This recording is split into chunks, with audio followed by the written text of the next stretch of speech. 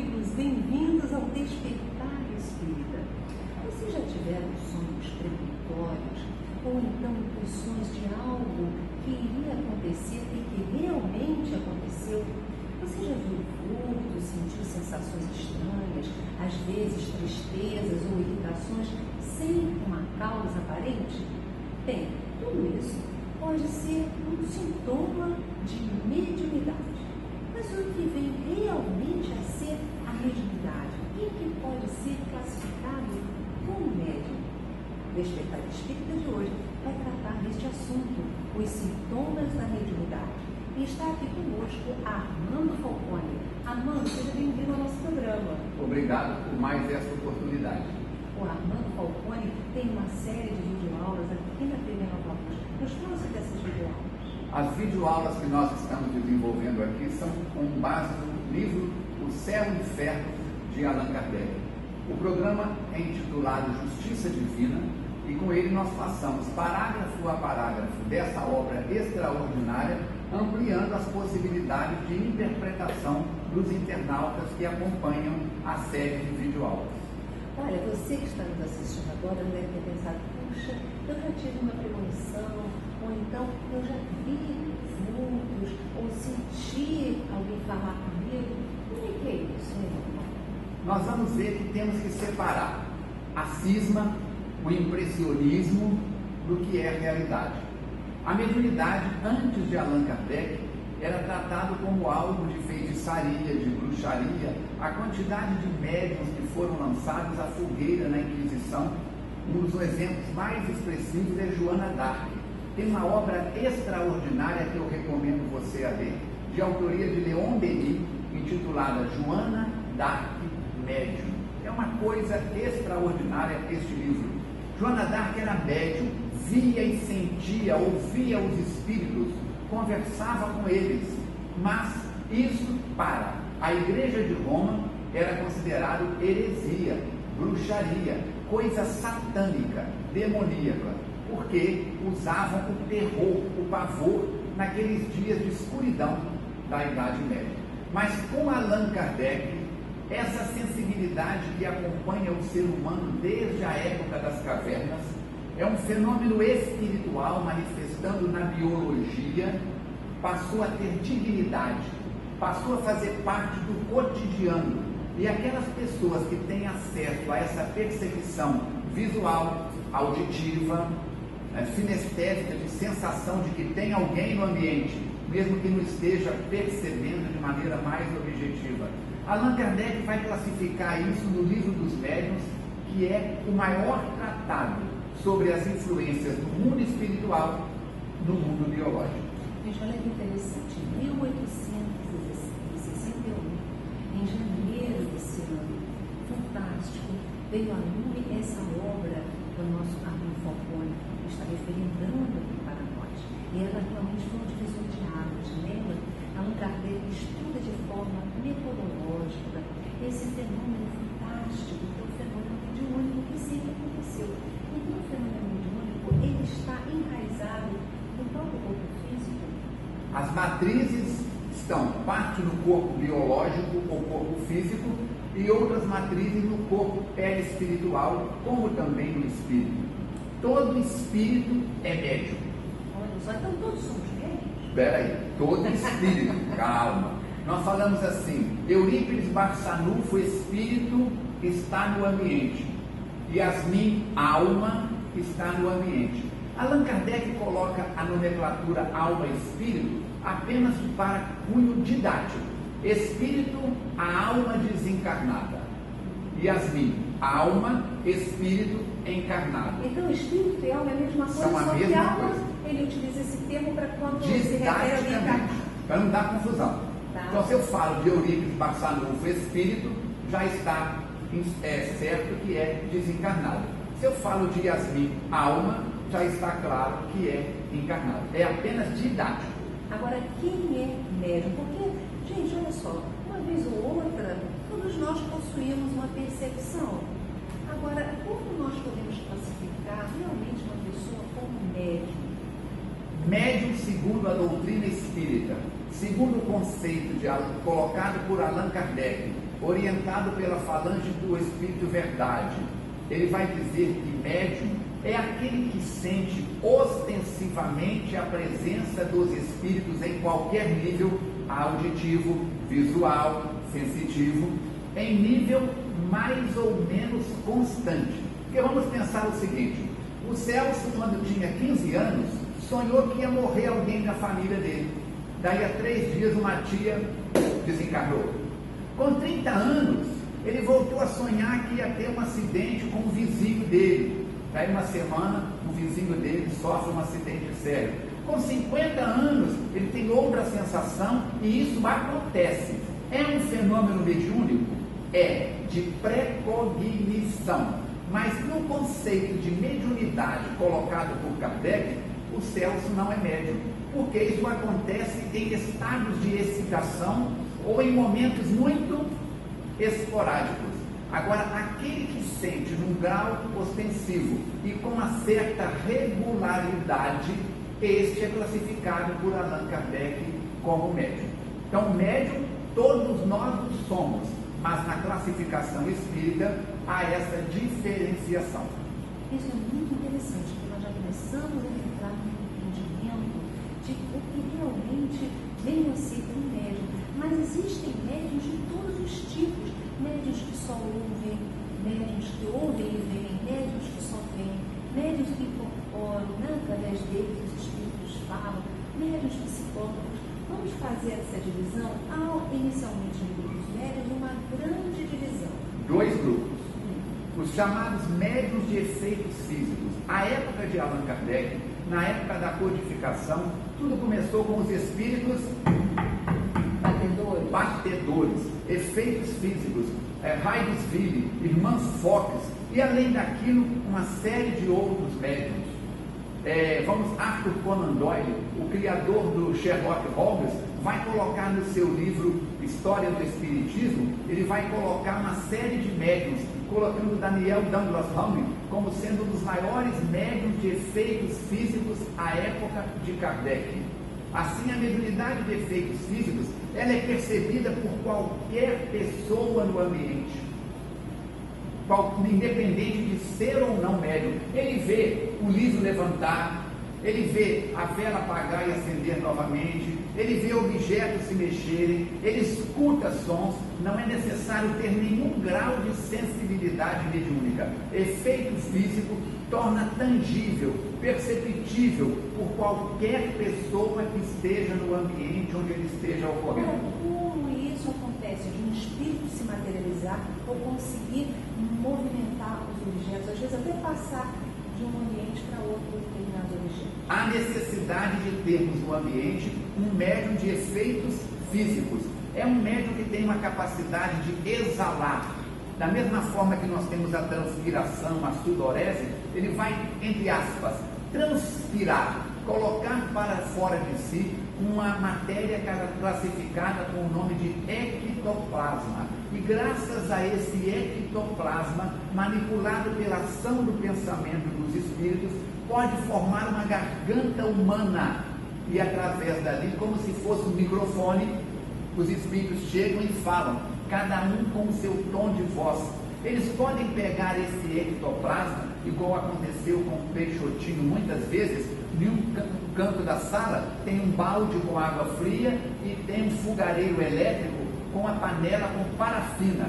O espírito vai, pega o ectoplasma, envolve a mão do espírito em ectoplasma, enfia na parafina, tira e coloca no balde de água fria. Vai com aquela mão, coloca em cima da mesa e desmaterializa a mão.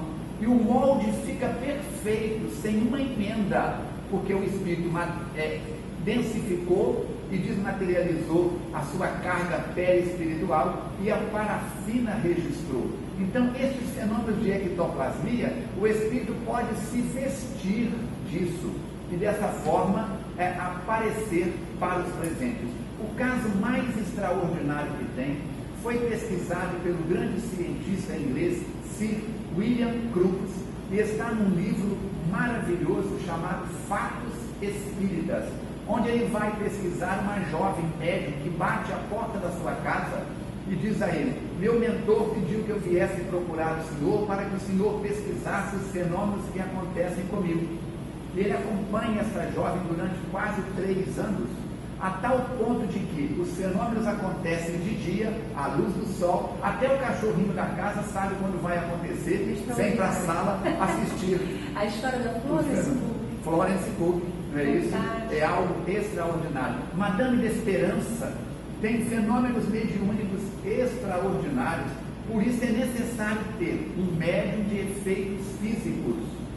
Cantar o hino nacional, você canta, eu canto, qualquer pessoa canta, mas ter coragem e voz para pegar o microfone e cantar o hino nacional daqui a alguns dias, na abertura das Olimpíadas, tem que ter uma estrutura de formação musical, de formação, domínio da voz e da emoção. O médium de efeitos físicos, ele deita-se num sofá ou numa cama, é adormecido pelos espíritos e retira-se esse ectoplasma das suas células, e isso vai ser trabalhado pela ação da vontade dos espíritos. Essa é a mediunidade de efeitos físicos. Agora, gente, o médium de efeitos físicos, às vezes, ele é involuntário, ele não sabe que ele é doador do ectoplasma. Então, acontece muitas vezes dele morar numa casa e começar as panelas caírem, as coisas se movimentam. Enfim, há fenômenos de efeitos físicos. Aí eles, olha, eu estou numa casa mal assombrada. Ele vai, se muda e acontecem os mesmos fenômenos do na outra casa. Ele não tem consciência disso. O assombração é ele. Ele que é o assombrado.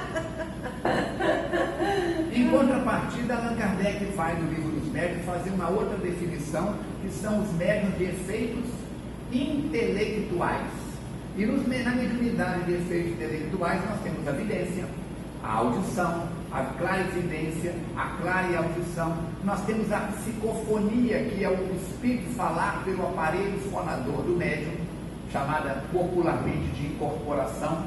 Nós temos a mediunidade de psicografia, e a psicografia tem 3 níveis: consciente, semiconsciente e inconsciente ou mecânica.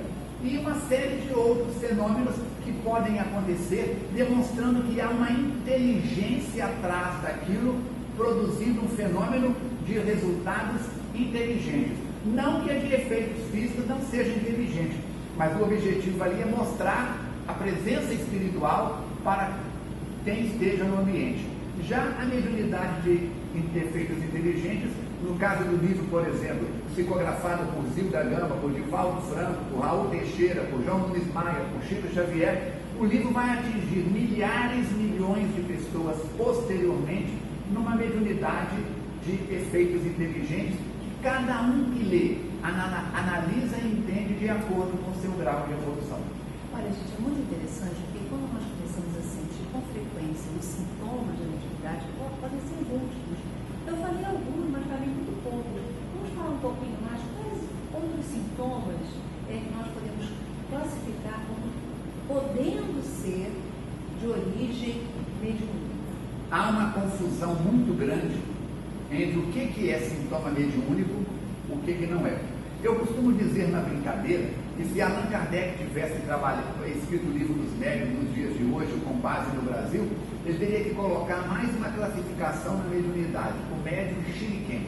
Médium Shiriken é Shiriken, inventei uma palavra. Tem gente que é assim, mal a gente chega perto da pessoa e fala assim: ih, tem um espírito atrás de você. Mas como é que eu estou? Ela fica arrepiada. Tem 2 obsessores atrás de fulano. Como se o obsessor ficasse ali parado. Palavras da Bíblia, do Novo e do Velho Testamento: o Espírito é como o vento, ninguém sabe de onde vem, ninguém sabe para onde vai. O Espírito não fica numa estátua de cera parada atrás da pessoa. Então tem gente que sentiu: estou bocejando. Estou bocejando porque você está carregado. Não, muitas vezes é porque você está num padrão acima do meu padrão moral. Você chega com a sua energia e começa a movimentar os desequilíbrios que eu tenho em mim. Aí eu começo a bocejar, que é uma maneira de pôr para fora essas toxinas. E aí a pessoa acha que você que está carregado, quando na realidade é ele que está carregado. Por isso, tonturas, mudanças de pressão arterial e de temperatura corporal são muito comuns. Sensação de não estou nem aqui nem lá, estou aqui mas não estou.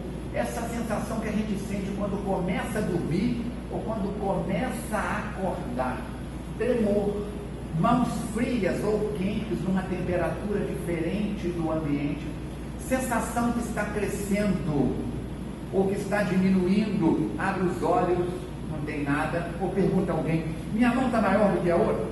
É impressão da pessoa. Isso pode ter causa desde uma anemia, desde uma hipoglicemia, desde um espaço muito grande sem alimentação, pode ser até algum distúrbio psíquico, como também pode ser um fenômeno ostensivo de uma presença espiritual, querendo despertar aquela criatura para os padrões da mediunidade. Emmanuel tem um livro que se chama Seara dos Médiuns, com 60 mensagens, se a minha memória está atual, onde ele explica todos estes pontos delicadamente. Olha, é muito interessante nós observarmos essas questões dos sintomas, porque muitas vezes podem ser problemas orgânicos. Então, nós precisamos, para descartar que seja algo material, procurar um médico, procurar fazer uma avaliação, para depois chegar na definição que realmente é um sintoma mediúnico. Mas algumas vezes as pessoas chegam para cada espírito dizendo, olha, realmente é sintoma mediúnico. Isso já me acompanha há muito tempo. Eu quero educar a minha mediunidade, eu quero desenvolver a mediunidade. E acreditam que aí diretamente são encaminhadas para as reuniões específicas. É assim? Em algumas casas, infelizmente, ainda é assim. Eu vou colocar a metodologia da FEAC. Quando alguém me chega... FEAC. Tem que explicar o que é FEAC. FEAC é www.feac.org.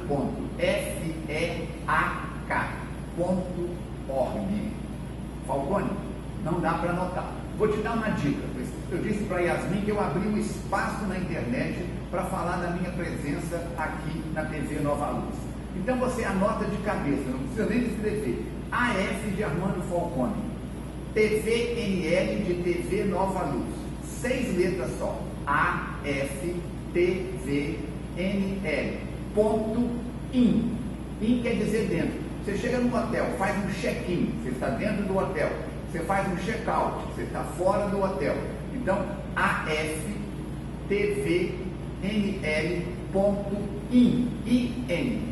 Lá você vai ter todas essas informações sobre a FEAC, o SOS Preces, a Rádio Evoluir e as nossas participações aqui na TV Nova Luz. Então, FEAC é a fundação que nós fundamos em Juiz de Fora. Chega uma pessoa na FEAC com sintomas mediúnicos. Porque conversamos com a pessoa, fazemos um atendimento fraterno, analisamos, ouvimos a opinião dos amigos espirituais e, a partir daí, ela é encaminhada para um grupo de estudos. Entrando no grupo de estudos, começa, se não é uma pessoa espírita, começa a fazer um alinhamento. Allan Kardec diz, primeiro faça do médium uma pessoa espírita, para depois levá-lo à reunião mediúnica. Como eu disse, infelizmente ainda tem muitos dirigentes que colocam o carro na frente dos bois.